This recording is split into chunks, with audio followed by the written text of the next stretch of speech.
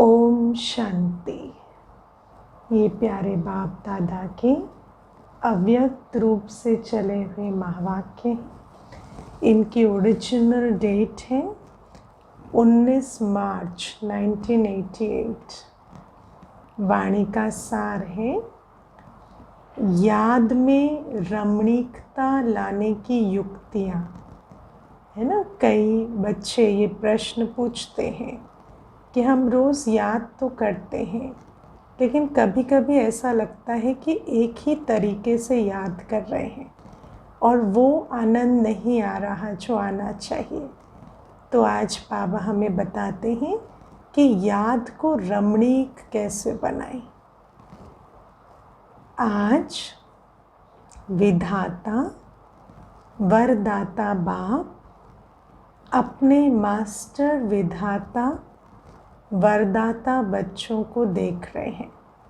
सबसे पहले सभी अपने स्वमान में बैठ जाएंगे। आज बाबा किससे बात कर रहे हैं? मास्टर विधाता मास्टर वरदाता बच्चों से।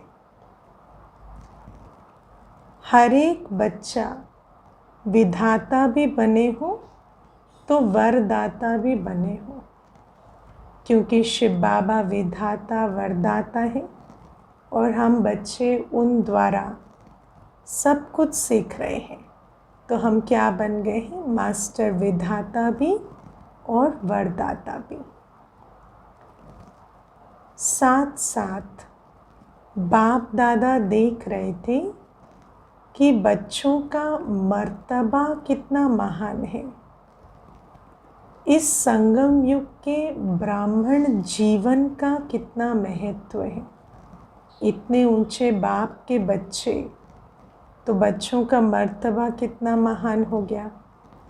और फिर संगम युग का ब्राह्मण जीवन, इसका कितना महत्व है। विधाता वरदाता के साथ विधि विधाता भी आप ब्राह्मण हो। बाबा स्वर्ग के रचयिता है ना।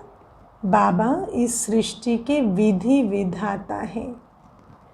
हमें सारे नियम समझाते हैं, सारे विधान समझाते हैं, लेकिन बाबा कहते विधाता वरदाता के साथ साथ विधि विधाता भी हम ब्राह्मण बच्चे बनते हैं।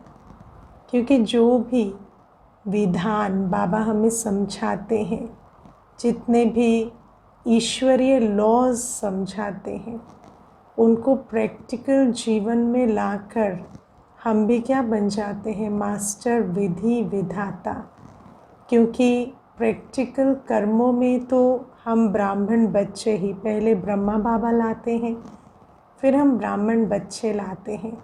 तो प्रैक्टिकल विधान बनाने वाले हुए ब्राह्मण बच्चे।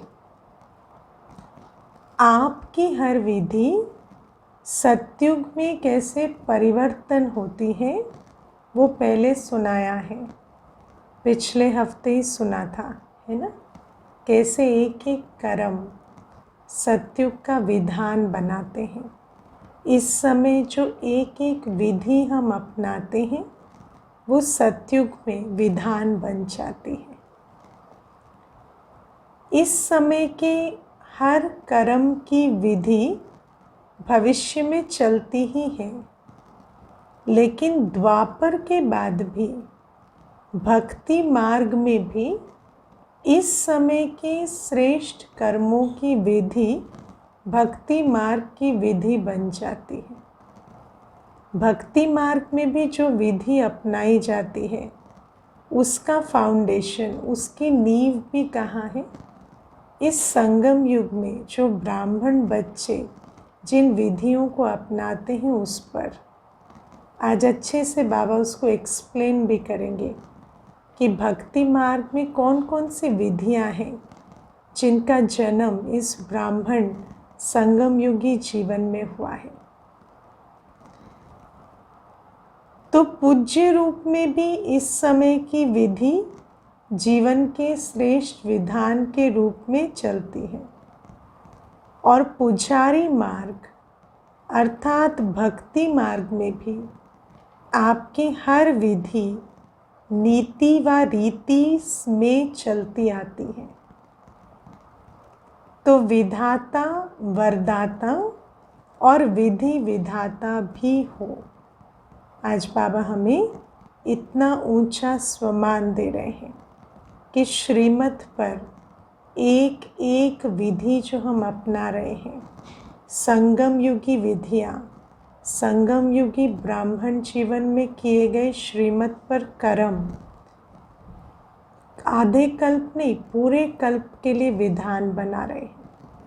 केवल सत्युग का विधान नहीं, लेकिन भक्ति मार्ग में भी जो नीति और रीति चलेगी, रिचुअल्स चलेंगे, उन सब का भी फाउंडेशन यही है। आपके मूल सिद्धांत सिद्धि प्राप्त होने के साधन बन जाते हैं। भक्ति मार्ग में भी जो सिद्धि मिलती है, जिस आधार से आत्माओं को सिद्ध कहा जाता है, वो इसी समय के मूल सिद्धांत हैं जिनके आधार से आत्माओं को भक्ति में भी सिद्धि मिलती है या सिद्ध की उपाधि मिलती है। जैसे मूल सिद्धांत बाप एक है, धर्म आत्माएं, महान आत्माएं अनेक हैं, लेकिन परम आत्मा एक है। इसी मूल सिद्धांत द्वारा आधा कल्प आप श्रेष्ठ आत्माओं को एक बाप के द्वारा प्राप्त हुआ वर्षा सिद्धि के रूप में प्राप्त होता है ना। क्योंकि वैसे तो दुनिया में भक्ति कोई आज से नहीं चलती। देवताओं का गायन करना, पूजन करना, याद करना, ये हमेशा चला आता है, लेकिन उनको ये नहीं पता होता कि याद किसको करना है। पतित पावन, दुख हरता सुख करता, लिबरेटर, गाइड कौन है? देवात्मा नहीं, एक परमपिता परमात्मा। तो इस समय पर हमें जो भाग्य मिलता है ना, दुनिया में इतने लोग भक्ति करते हैं, लेकिन उनको वो प्राप्ति नहीं है जो हम बच्चों को है। क्यों? क्योंकि हमें पहचान के साथ याद सिखाई जाती। तो बाबा कहते ये जो तुम अंतर समझते हो, परमात्मा, देवात्मा, धर्मात्मा, महात्मा का अंतर, और फिर जो तुम एक बाप को याद करते हो, उसी से तुम्हें सिद्धि मिलती है। तो ये जो बाप एक है, धर्मात्माएं, महात्माएं, देवात्माएं अनेक हैं, ये जो ज्ञान है, ये सतयुग और त्रेता युग में जाने की सिद्धि प्राप्त कराता है। प्रारब्ध मिलना अर्थात सिद्धि स्वरूप बनना है ना। सतयुग में चले गए, इतनी ऊंची प्रारब्ध मिली, इसे सिद्धि नहीं तो और क्या कहेंगे। क्योंकि एक बाप है, बाकी महान आत्माएं व धर्म आत्माएं हैं, बाप नहीं है, वो भाई भाई हैं। वर्षा बाप से मिलता है, भाई से नहीं मिलता। ये बात बाबा अभी हमें बहुत अच्छे से धारण कराते हैं। तो इस मूल सिद्धांत द्वारा आधा कल्प आपको सिद्धि प्राप्त होती है। बाप और भाइयों में अंतर समझकर फिर बाप के साथ कैसे श्रीमत पर बाप की चलना है, बाप को कैसे याद करना है, ये बातें समझकर हम जब चलते हैं तो आधा कल्प की सिद्धि प्राप्त होती है। और भक्ति में भी फिर गॉड इज़ वन, यही सिद्धांत सिद्धि प्राप्त करने का आधार बनता है। भक्ति में भी क्या होता है कि भक्ति में भी जिन आत्माओं को सिद्धि मिलती है, उनको अव्यभिचारी भक्ति के लिए के कारण सिद्धि मिलती है। तो भक्ति मार्ग में भी इसी एक सिद्धांत द्वारा ही सिद्धि प्राप्त होती है कि बाप एक है। ऐसे जो भी आपके मूल सिद्धांत हैं, उस एक एक सिद्धांत द्वारा सिद्धि प्राप्त होती रहती है। जैसे अब बाबा कहते हैं, भक्ति का आदि आधार भी एक बाप के शिवलिंग रूप से आरंभ होता है, जिसको कहा जाता है अव्यभिचारी भक्ति। तो जब एक की भक्ति होती थी, आदि में शिवलिंग को ही भक्ति के रूप से भी जब फरियाद भी करते थे तो भी उससे प्राप्ति होती थी। तो जब अव्यभिचारी भक्ति में भी गॉड इज़ वन के आधार से, इस सिद्धांत के आधार से धर्मों की भी स्थापना होती है। क्योंकि जितने भी धर्म स्थापक आते हैं वो भी क्या बताते हैं, गॉड इज़ वन। जितनी धर्म आत्माएं बनी, उनका मूल संदेश एक ही था। तो बाबा कहते हैं भक्ति में भी जितनी प्राप्ति होती है, सिद्धि होती है, उसका आधार है गॉड इज़ वन समझना। भले यथार्थ याद नहीं है, चाहे अयथार्थ ही है, इनकम्प्लीट याद है, लेकिन फिर भी उस एक को याद करने के कारण ही सिद्धि, एकाग्रता के बल से ही सिद्धि मिलती है। तो बाबा कहते हैं जैसे इस जीवन का फिर और एक मूल सिद्धांत क्या है, पवित्रता। इस पवित्रता के सिद्धांत द्वारा आप आत्माओं को भविष्य में सिद्धि स्वरूप के रूप में लाइट का ताज सदा ही प्राप्त है, जिसका यादगार रूप डबल ताज दिखाते हैं। आज भी देवी देवताओं के चित्र बनाते हैं, तो देवी देवताओं का चित्र है ये कैसे पता चलता है, तो उनके पीछे एक सर्कल ऑफ लाइट बनाते हैं, पीछे की तरफ ऐसे एक हेलो ऑफ लाइट, और ताजधारी, तो डबल ताजधारी, एक लाइट का ताज, एक रतन जड़ित ताज। इससे देवता का पता लगता है। दूसरे राजाओं का चित्र बनाएंगे तो सिंगल ताज देंगे, लेकिन देवताओं का चित्र बनाएंगे तो उन्हें डबल ताजधारी बनाएंगे, है ना। एक रतन जड़ित ताज, एक पवित्रता का ताज। तो बाबा कहते, और ये जो ताज है ये किसका प्रतीक है, पवित्रता की इस विधि का। तो बाबा कहते और समझते हैं कि सिवाय पवित्रता, बाबा कहते हैं कि लाइट का ताज सदा ही प्राप्त है, जिसका यादगार रूप डबल ताज दिखाते हैं। और भक्ति में भी जब यथार्थ और दिल से भक्ति करेंगे तो पवित्रता के सिद्धांत को मूल आधार समझेंगे और समझते हैं कि सिवाय पवित्रता के भक्ति की सिद्धि प्राप्त नहीं हो सकती है। भल वो ऐसा नहीं कि सदा पवित्र रहते, पर कम से कम जो भी उनके नियुक्त किए हुए दिन हैं, नवरात्रे हैं, है ना, या शिव जयंती है, या जिस भी दिन, या जन्माष्टमी करेंगे, तो उस दिन कम से कम पवित्रता का व्रत जरूर लेंगे, चाहे अल्पकाल के लिए। जितना समय भक्ति करते हैं उतना समय ही पवित्रता को अपनाएं, लेकिन पवित्रता ही सिद्धि का साधन है। इस सिद्धांत को अपनाते अवश्य है ना। भले भक्ति का पुरुषार्थ रोज नहीं कर रहे, कभी कभी कर रहे हैं, लेकिन जिस दिन भी वो भक्ति का पुरुषार्थ कर रहे हैं, उस दिन उस भक्ति के पुरुषार्थ की सिद्धि पवित्रता से है, ये वो समझते हैं। ऐसा नहीं कि पतित होकर भक्ति की तो सफल हो जाएगी। भल उनके लिए, उनके अंदर ये ताकत नहीं कि रोज़ पवित्रता की धारणा करें, रोज़ भक्ति करें, लेकिन जिस भी दिन करते हैं अल्पकाल के लिए ही करते हैं, लेकिन पवित्रता को मूल सिद्धांत समझते हैं। इसी प्रकार हर एक ज्ञान का सिद्धांत व धारणा का मूल सिद्धांत। एक एग्जाम्पल बाबा ने ज्ञान के सिद्धांत का दिया कि गॉड इज़ वन, है ना, और एक धारणा के सिद्धांत का दिया कि पवित्रता की धारणा।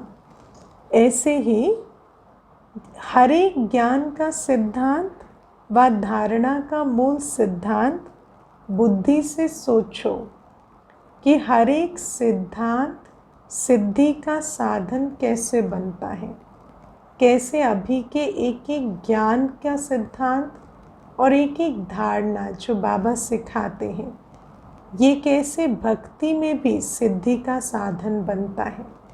ये आज विचार करना, लिस्ट बनाना। आज तो बाबा ने ही होमवर्क दिया है, तो आज सभी इन बातों पर मनन कर कर आंसर भेजना।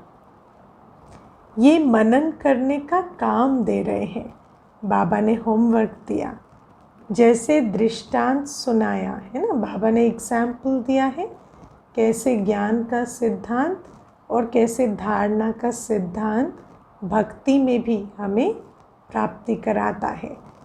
इसी प्रकार से सोचो, ऐसे ही और एग्जाम्पल्स भी सोचो, तो आप विधि विधाता भी बनते हो, सिद्धि दाता भी बनते हो। इसलिए आज तक भी जिन भक्तों को जो जो सिद्धि चाहती है, वो भिन्न भिन्न देवताओं द्वारा भिन्न भिन्न सिद्धि प्राप्त करने के लिए उन्हीं देवता की पूजा करते हैं। और देवताओं का पूजन नंबरवार होता है ना। तो जैसे जैसे इस संगम युगी ब्राह्मण जीवन में हमने यथार्थ विधि को अपनाकर हम सिद्धि स्वरूप बने हैं, वैसा ही वैसा सिद्धि की अभिलाषी आत्माएं हमारे संपूर्ण स्वरूप का गायन और पूजन करेंगी भक्ति में। तो सिद्धिदाता बाप द्वारा आप भी सिद्धिदाता बनते हो। लेकिन सिद्धिदाता हम कैसे बनते हैं? इस समय पर विधि को ठीक तरीके से अपनाकर सिद्धि स्वरूप बनकर, फिर कल वो हमें भी याद करेंगे तो उनको ताकत मिलेगी उस सिद्धि को प्राप्त करने की। ऐसा अपने को समझते हो ना, इस समय के हमारे किए गए कर्म भक्ति मार्ग में भी, है ना, संपूर्ण स्वरूप के जो यादगार बनेंगे, उन संपूर्ण स्वरूप के द्वारा इस समय के किए गए कर्म भी उस समय फल अनुभव कराएंगे। इतना समझते हो? एक एक कर्म जो इस समय कर रहे हैं उसका महत्व समझते हो? इतना जिनको स्वयं सर्व सिद्धियां प्राप्त हैं, वही औरों को भी सिद्धि प्राप्त कराने के निमित्त बन सकते हैं। सिद्धि खराब चीज़ नहीं है, है ना। कभी कभी सिद्धि शब्द से आत्मा को लगता है कि पता नहीं, ये तो कुछ पावर ढूंढने की या शक्तिशाली बनने की अभिलाषा वाली बात है।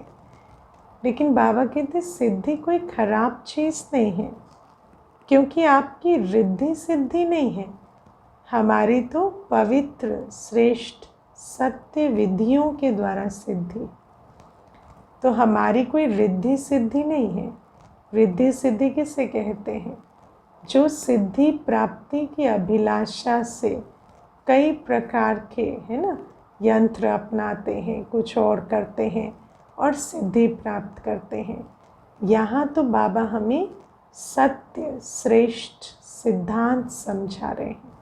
उन सिद्धांतों पर चलकर, उन विधियों को अपनाकर हम सिद्धि प्राप्त कर रहे हैं। इसमें कोई बुराई नहीं है, क्योंकि ये सिद्धांत तो सनातन है ना। जब भी इन पर चलेंगे ये प्राप्ति अवश्य होगी। तो बाबा कहते हैं ऐसे नहीं कि आज ये सिद्धि सुख देगी कल दुख देगी, नहीं, क्योंकि सिद्धांत के आधार से सिद्धि है, सही सत्य विधि के आधार से सिद्धि है। तो जब भी उस विधि को अपनाएंगे सिद्धि ज़रूर मिलेगी। रिद्धि सिद्धि जो होती है वो अल्पकाल के लिए प्रभावशाली होती है, जैसे, लेकिन आपकी यथार्थ विधि द्वारा सिद्धि है। ईश्वरीय विधि द्वारा जो सिद्धि प्राप्त होती है वो सिद्धि भी ईश्वरीय सिद्धि है, वो कोई रावण की सिद्धि नहीं है ना। जैसे आप देखो,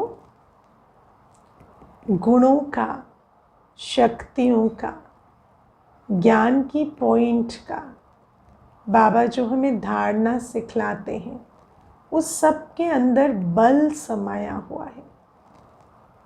तो जब हम उस विधि को अपनाते हैं हमें सिद्धि मिलती है। ऐसे ही रावण की जो जागीर है ना, काम, क्रोध, लोभ, मोह, अहंकार, भय, ईर्ष्या, द्वेष, आलस्य, घृणा, और फिर ये 5 तत्वों को अपने कंट्रोल में रखने की सिद्धि जो हमें रावण देते हैं। ये जो 5 तत्वों पर आधिपत्य हम जमाते हैं रावण राज्य में, क्योंकि आत्मा इनसिक्योर हो जाती है ना, तो 5 तत्वों पर अपना बल प्रयोग करती है। और बाबा कहते वो जो रावण की जो जागीर है, रावण का जो वर्षा है, उसके कारण भी हमें कुछ न कुछ अल्पकाल की सिद्धि मिलती है ना। जैसे अगर किसी को क्रोध करते हैं भी तो 2 मिनट के लिए तो शांत हो ही जाते हैं ना, लेकिन फिर वो जो अल्पकाल का की प्राप्ति है वो थोड़ी देर के बाद ख़त्म हो जाती है, क्योंकि कितनी देर तक किसी पर क्रोध करेंगे और कब तक करेंगे। जब तक वो आपके नीचे हैं या आपके ऊपर आश्रित हैं तब तक वो आपका क्रोध सहेंगे, फिर तो वो आपके जीवन से चले ही जाएंगे। तो बाबा हमें कहते ऐसे ही भक्ति मार्ग में जो आत्माएं सिद्धि की प्राप्ति के लिए कुछ न कुछ रीति नीति कुछ कुछ अपनाते रहते हैं, वो जो सारी विधियां हैं वो भी कुछ न कुछ, ये जो विकार है ना, उन विकारों को बहुत अच्छे से है ना अपने एकाग्रता की शक्ति से, विकारी आत्माएं जब एकाग्रता की शक्ति से कोई सिद्धि प्राप्त करती हैं तो उस समय तो उसका बल उनको मिल जाता है, लेकिन वो बहुत अल्पकाल का होता है। और वो जो बल होता है वो आत्मा को शक्तिशाली बनाने वाला बल नहीं होता, वो आत्मा को देहाभिमान में लाने वाला और उसको सिद्धि का मोहताज बनाने वाला बल होता है। यहाँ जैसे बाबा हमें जो विधि से सिद्धि देते हैं उससे हम ताजधारी बनते हैं, लेकिन वहाँ जो रिद्धि सिद्धि होती है उसको अपना कर हम मोहताज बन जाते हैं। तो बाबा कहते इन दोनों बातों में बहुत फ़र्क है। तो बाबा कहते ईश्वरीय विधि द्वारा जो सिद्धि प्राप्त होती है वो सिद्धि भी ईश्वरीय सिद्धि है। जैसे ईश्वर अविनाशी है तो ईश्वरीय विधि और सिद्धि भी अविनाशी है। इस समय बाबा जो विधि समझाते उस पर चलकर जो सिद्धि मिलती वो भी कोई ऐसा नहीं कि 6 मास के लिए या 1 वर्ष के लिए, 2500 वर्ष के लिए, और वो भी फिर भक्ति मार्ग में उसी विधि को फिर से अपनाते है ना। बल देहाभिमान आ जाता है, अल्पकाल के लिए अपनाते हैं, लेकिन फिर भी उस विधि को अपनाते हैं तो सिद्धि ज़रूर मिलती है। रिद्धि सिद्धि दिखाने वाले स्वयं भी अल्पज्ञ आत्मा है, उनकी सिद्धि भी अल्पकाल की है, लेकिन आपकी सिद्धि सिद्धांत की विधि द्वारा सिद्धि है। सिद्धांत मतलब स्पिरिचुअल लॉज के ऊपर आधारित विधि है ना। सिद्धांत की विधि द्वारा जो सिद्धांतों के आधार से विधियां बनी हैं, बाबा उसको हमें समझाते हैं और उन पर चलने से हमें आधा कल्प स्वयं सिद्धि स्वरूप भी बनते हो और आधा कल्प आपके सिद्धांत द्वारा भक्त आत्माएं यथाशक्ति तथा फल की प्राप्ति व सिद्धि की प्राप्ति करते आते हैं, क्योंकि भक्ति की शक्ति भी समय प्रमाण कम होती जाती है। है ना, क्योंकि विधि को भी अपनाने के लिए शक्ति चाहिए। तो भक्ति मार्ग में जैसे जैसे जिस समय प्रमाण जितनी शक्ति होती है, उतनी यथाशक्ति विधि को अपनाने से उतनी यथा प्राप्ति भी होती है। सतो प्रधान भक्ति की शक्ति भक्त आत्माओं को सिद्धि की अनुभूति आजकल के भक्तों से ज़्यादा कराती है।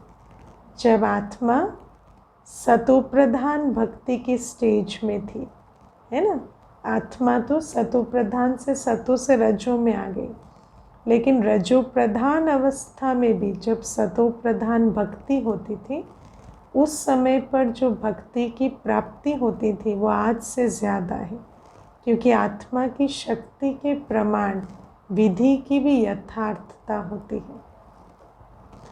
इस समय की भक्ति तमो प्रधान भक्ति होने के कारण न यथार्थ सिद्धांत रहा है, न सिद्धि रही।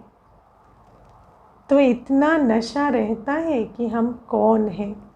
समझते हो कि इस समय बाबा जो भी विधियां बता रहे हैं, जो सिद्धांत समझा रहे हैं, उन सब को प्रैक्टिकल कर्म में लाकर ना ही सिद्धि प्राप्त करते हैं हम, लेकिन अपनी प्राप्ति के साथ साथ भक्त आत्माएं कल जो प्राप्ति करेंगे उस प्राप्ति के विधान को भी बना रहे हैं। तो बाबा कहते इतना अपने एक एक कर्म के महत्व को समझते हो। सदा इस श्रेष्ठ स्वमान की स्थिति की सीट पर सेट रहते हो। कौन सा श्रेष्ठ स्वमान? कि मैं मास्टर विधाता, मास्टर वरदाता आत्मा हूँ। कितनी ऊंची सीट है। जब इस स्थिति की सीट पर सेट रहते हो तो बार बार अपसेट नहीं होंगे ना। ऐसी सीट पर, स्थिति की सीट पर, स्थिति कैसे बनती है? जब हम रियलाइज़ करते हैं मैं कौन हूँ, और जब ऐसी स्थिति की सीट पर है कि मैं तो मास्टर विधाता, मास्टर वरदाता हूँ, तो कोई भी बात सामने आई, स्वमान की जो शक्ति है वो हमें अपसेट नहीं होने देगी। ये पोजीशन है ना, कितना बड़ा पोजीशन है। विधि विधान सिद्धिदाता। तो जब इस पोजीशन में स्थित होंगे तो माया ऑपोजिशन नहीं करेगी। पोजीशन में स्थित होंगे तो माया ऑपोजिशन नहीं करेगी। माया से लड़ने से माया पर जीत नहीं पाएंगे। माया से लड़ने के लिए, माया पर विजय पाने के लिए, या माया को ऑपोजिशन से हटाने के लिए क्या करना है? अपनी पोजीशन में ठीक से स्थित होना है। सदा ही सेफ रहेंगे। स्वमान की सीट पर बैठना, मैं विधि विधाता सिद्धिदाता हूँ। इस सीट पर बैठना जैसे कि सेफ्टी का साधन बन जाता है। अपसेट होने का कारण ही ये है कि अपनी श्रेष्ठ स्थिति की सीट से साधारण स्थिति में आ जाते हो। श्रेष्ठ स्थिति से उतर साधारण स्थिति में आ जाते हो। याद में रहना व सेवा करना एक साधारण दिनचर्या बन जाती है।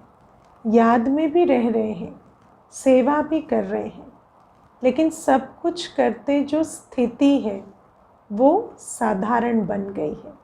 ऐसा ही होता है ना। ब्राह्मण जीवन में चलते चलते सबसे बड़ी भूल क्या होती है?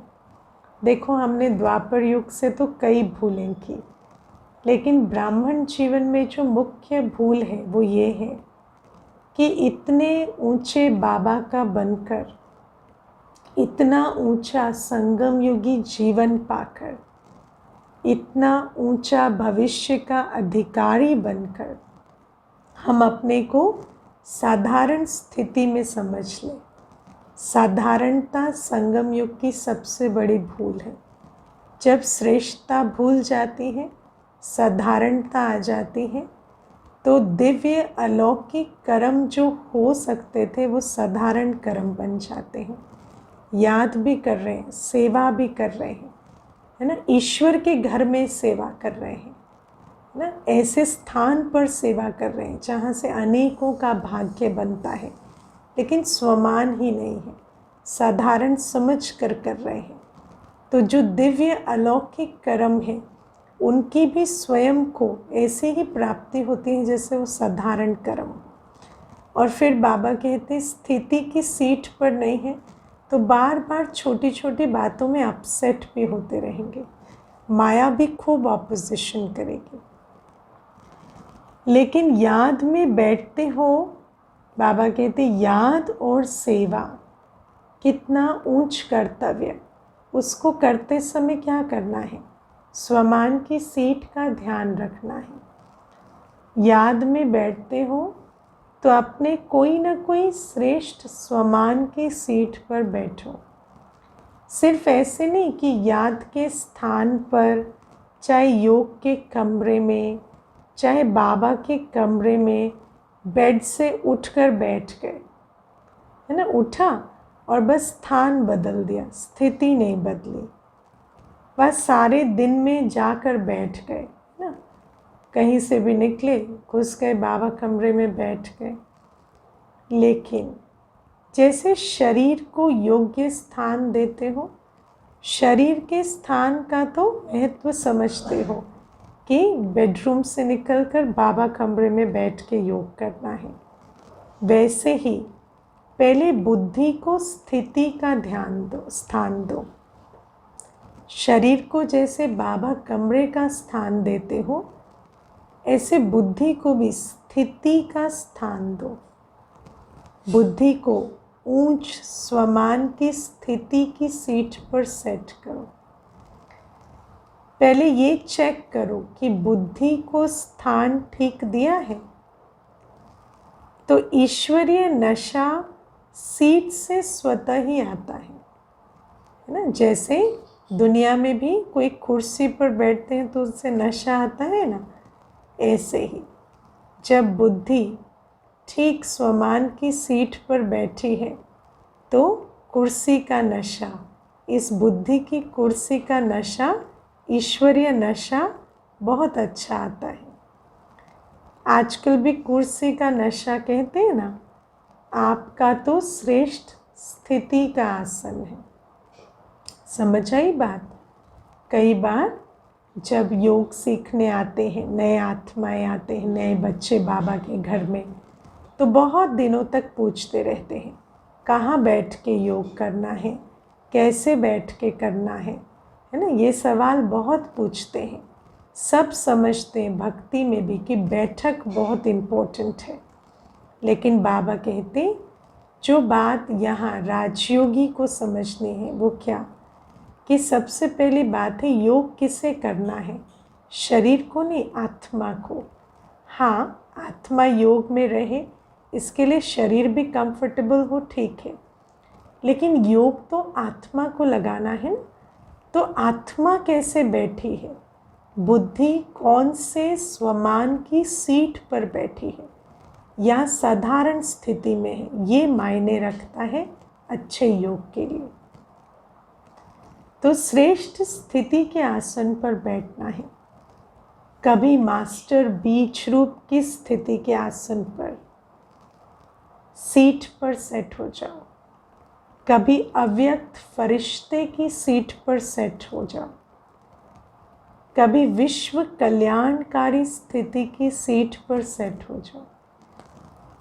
ऐसे हर रोज भिन्न भिन्न स्थिति के आसन पर व सीट पर सेट होकर बैठो। जैसे दुनिया में भी अलग अलग प्रकार की सीट बनाते हैं, किसी से कोई मसल अच्छी एक्सरसाइज होती है, किसी से कोई।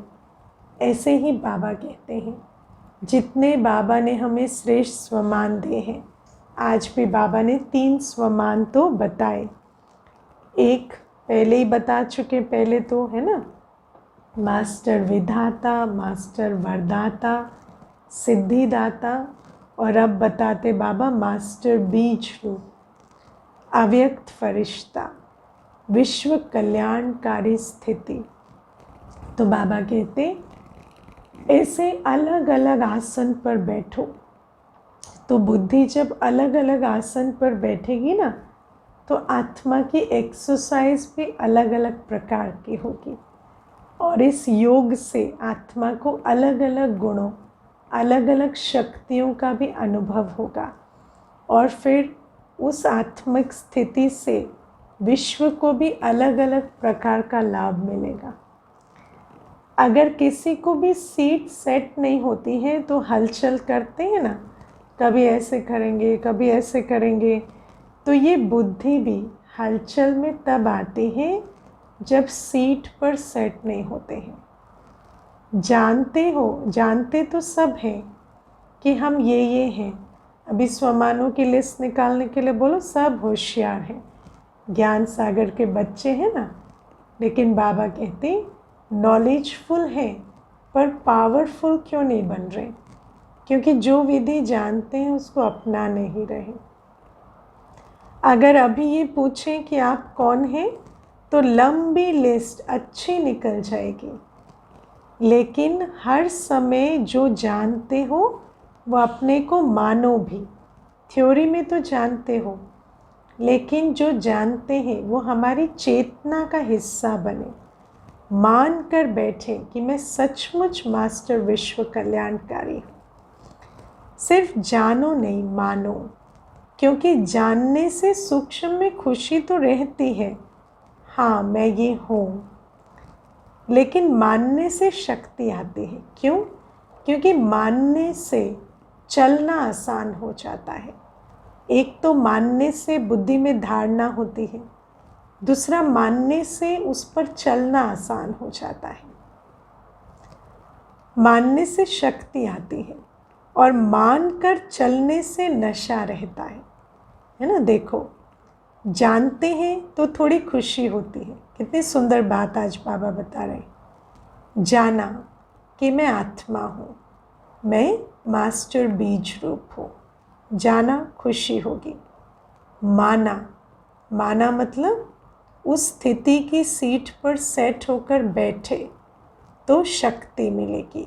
मास्टर बीज रूप बैठी हूँ बाबा के सामने। जैसे बाबा मेरा सर्वशक्तिवान, ऐसे मैं भी बीज रूप अवस्था में सर्वशक्तियों से संपन्न हूँ। अच्छा लगेगा, शक्तिशाली अनुभव होगा। लेकिन जब मानेंगे तो चलना भी आसान हो जाएगा। फिर जब प्रैक्टिकल कर्म में आएंगे और अपने को बीज रूप आत्मा समझ न्यारी हो, और फिर प्यारी अवस्था में आकर कर्म करेंगे, तो फिर क्या होगा? नशा आएगा, नशा रहेगा। क्योंकि जब कर्म करते हैं तो जैसे आत्मा को नशा चढ़ता है उस स्वमान का।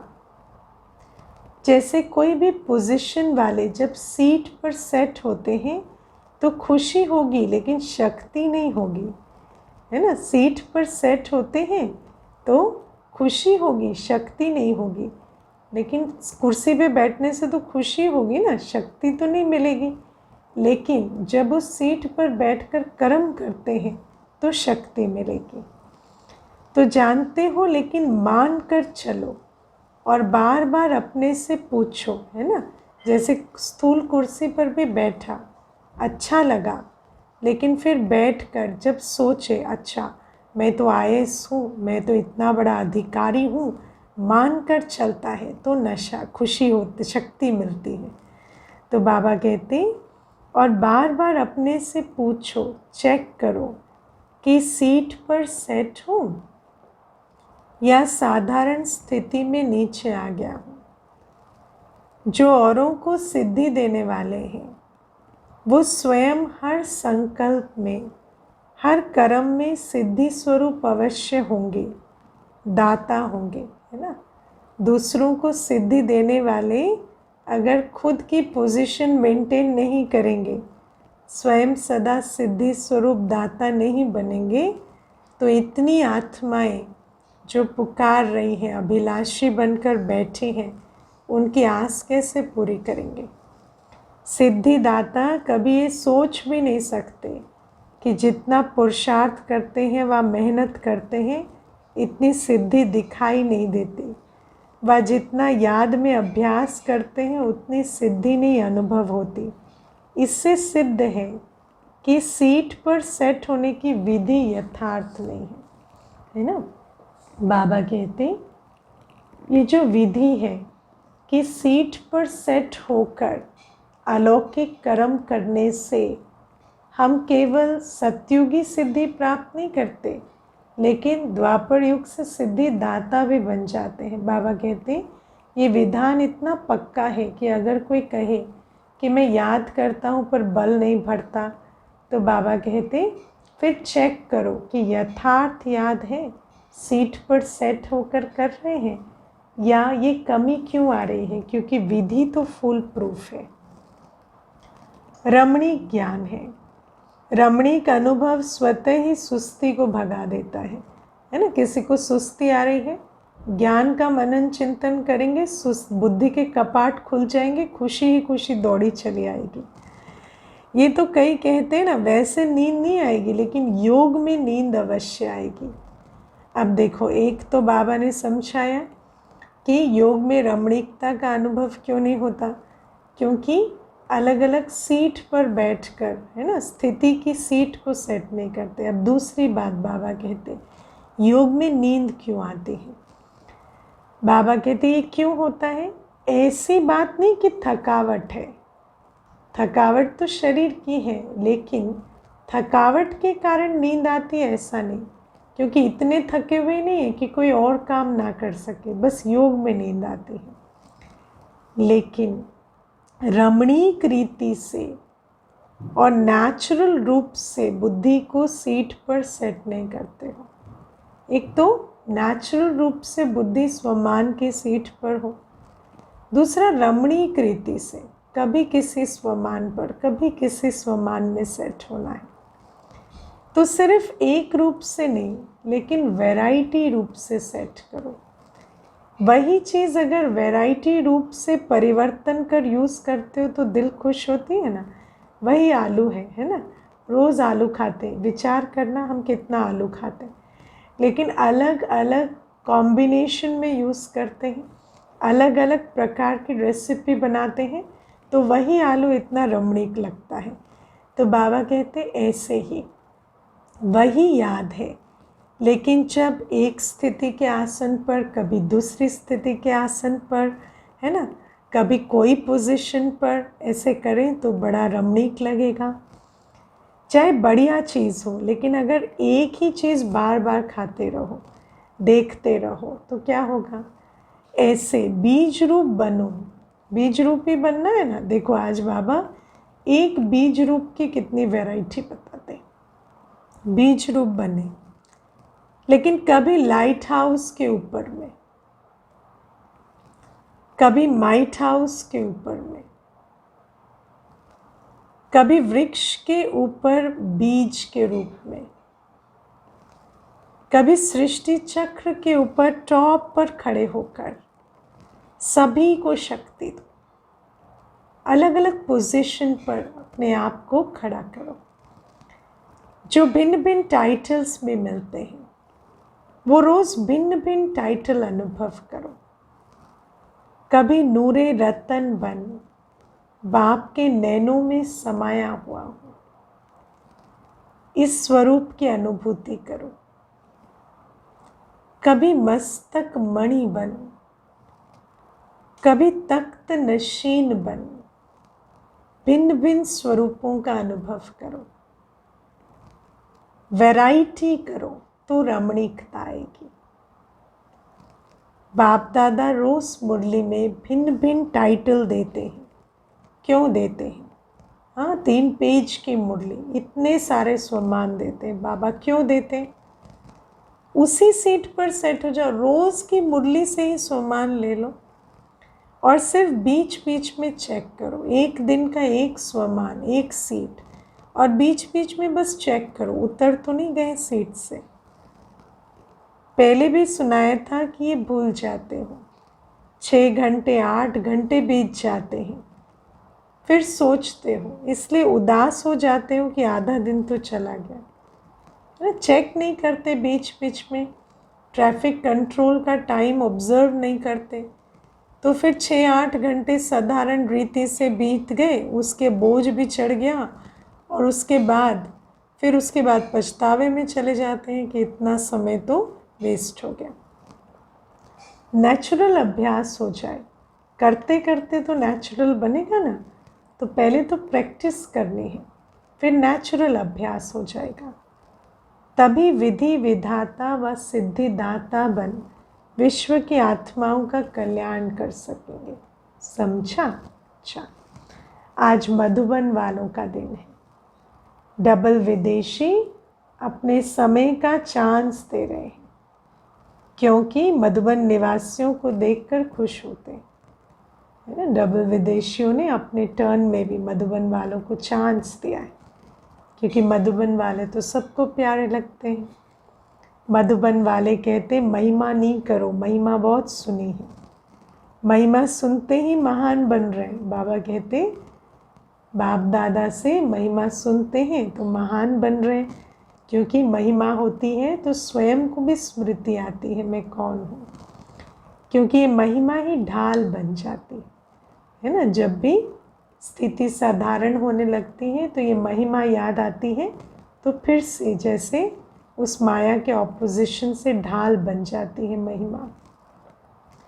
जैसे युद्ध में सेफ्टी का साधन ढाल होती है ना, तो ये महिमा भी स्मृति दिलाती है कि हम कितने महान हैं।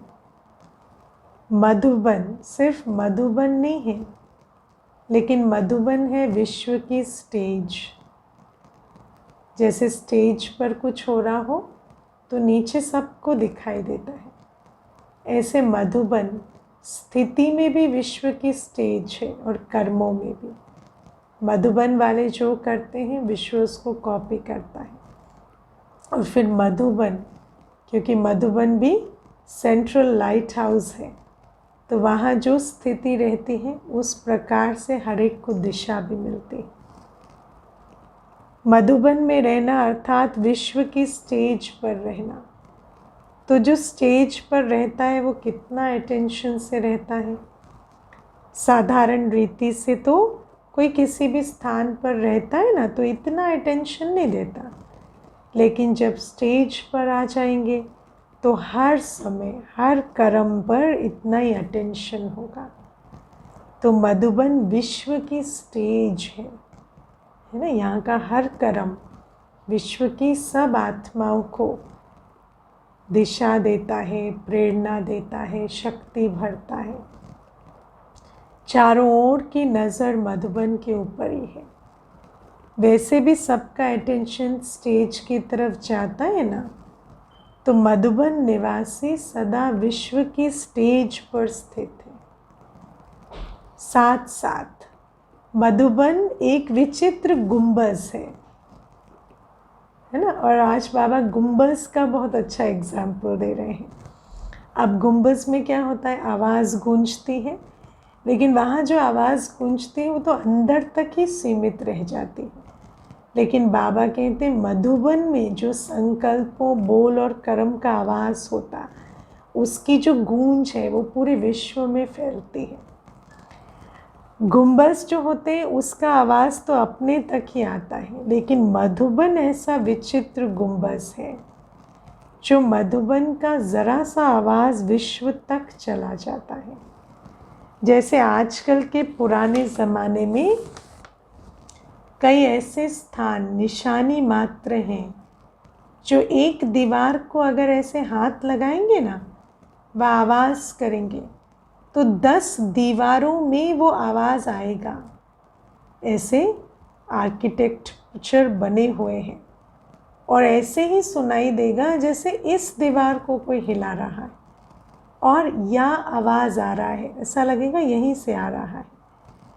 तो मधुबन ऐसा विचित्र गुंबज है जो मधुबन का आवाज़, संकल्प का भी, बोल का भी, कर्म का भी आवाज़ सिर्फ मधुबन तक नहीं रहता, लेकिन चारों ओर फैल जाता है। ऐसे फैलता है जो मधुबन में रहने वालों को पता भी नहीं होगा, क्योंकि आत्मा को तो अपनी शक्तियों की रियलाइजेशन ही नहीं, पोजीशन की रियलाइजेशन ही नहीं होती। बाबा कहते पता भी नहीं होगा कि हमारा आवाज़ इतना फैलता है, लेकिन विचित्रता है ना, इसलिए बाहर पहुंच जाता है। खुद को नहीं पता होता, बाहर पहुंच जाता है। मधुबन में कोई बात होती है, किसी मधुबन निवासी को पूछो तो भले नहीं पता होगा, लेकिन विश्व के हर सेंटर पर वो बात पहुंच चुकी है। इसलिए ऐसे नहीं समझो कि यहाँ देखा या यहाँ बोला, है ना। छोटी सी कर्म भी, उसकी गूंज बहुत दूर तक है, लेकिन विश्व तक आवाज़ हवा की रफ्तार से पहुंच जाता है, क्योंकि सबकी नज़रों में, बुद्धि में सदा मधुबन और मधुबन का बाप दादा ही रहता है ना। चल चाहे मेरा बाबा कहते हैं, लेकिन फिर भी बुद्धि में रहता है मधुबन और मधुबन का बाप दादा। तो जब मधुबन का बाप नज़रों में रहता है तो मधुबन भी आएगा ना। मधुबन का बाबा है तो मधुबन तो आएगा ना। और मधुबन में सिर्फ बाबा तो नहीं है, बच्चे भी हैं। तो जितना बाबा का महत्व है, मधुबन का भी है और बच्चों का भी है, मधुबन निवासियों का भी। तो मधुबन वासी स्वतः ही सबकी नज़रों में आ जाते हैं। कोई भी ब्राह्मण से पूछो, चाहे कितना भी दूर रहता हो, लेकिन क्या याद करता है? मधुबन और मधुबन का बाबा। तो इतना महत्व है मधुबन निवासियों का, समझा।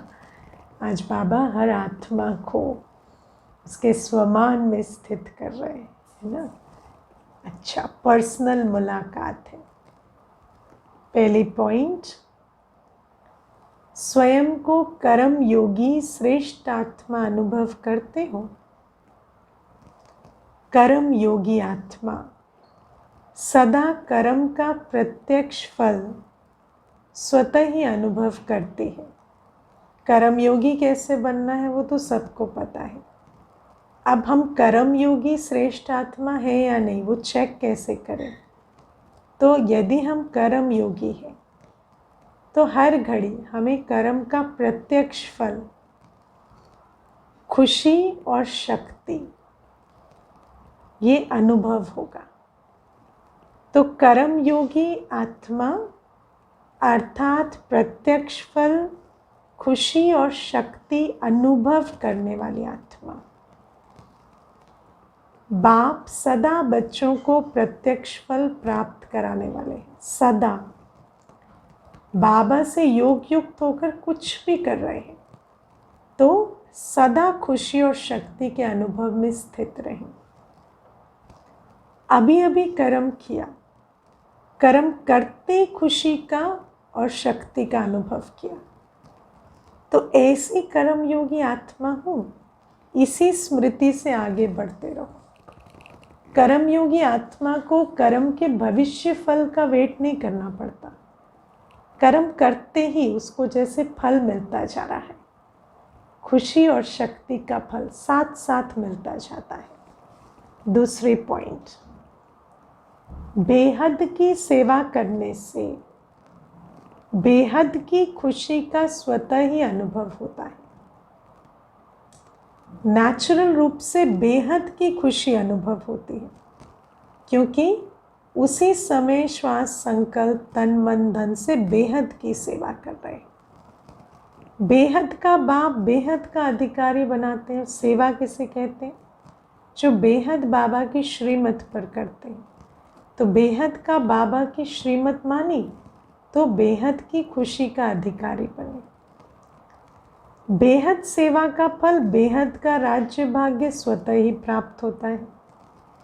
जब बेहद की स्थिति में स्थित होकर सेवा करते हो तो जिन आत्माओं के निमित्त बनते हो उनकी दुआएं भी स्वतः आत्मा में शक्ति और खुशी की अनुभूति कराती। तो दुआओं का भी बल मिलता है, श्रीमत का बल मिलता है, कर्मयोगी बन सेवा का बल अलग मिलता है। एक स्थान पर बैठे भी बेहद सेवा का फल मिल रहा है। क्योंकि बेहद सेवा के लिए बेहद की वृत्ति चाहिए। बेहद की वृत्ति से, बड़ी दिल से सेवा की, चाहे एक स्थान पर बैठे हैं, तो फल बेहद का मिलेगा और दुआओं का बल, खुशी और शक्ति भी मिलेगी। इस बेहद के नशे से बेहद का खाता जमा करते आगे बढ़ते चलो। अच्छा, चारों ओर के सर्व सेवा के उमंग उत्साह में रहने वाले, सदा एक बाप के स्नेह में समाये हुए, सदा हर कर्म में श्रेष्ठ विधि द्वारा सिद्धि को अनुभव करने वाले, सदा स्वयं को विश्व के कल्याणकारी अनुभव कर हर संकल्प से, बोल से श्रेष्ठ कल्याण की भावना और श्रेष्ठ कामना से सेवा में बिजी रहने वाले, ऐसे बाप समान सदा अथक सेवाधारी बच्चों को बाप दादा का याद प्यार और नमस्ते। ऐसे मीठे प्यारे बाबा को भी हम बच्चों का याद प्यार, गुड मॉर्निंग और नमस्ते। ओम शांति। वरदान है, सेकंड में देह रूपी चोले से न्यारा बन, कर्म भोग पर विजय प्राप्त करने वाली सर्वशक्ति संपन्न भव।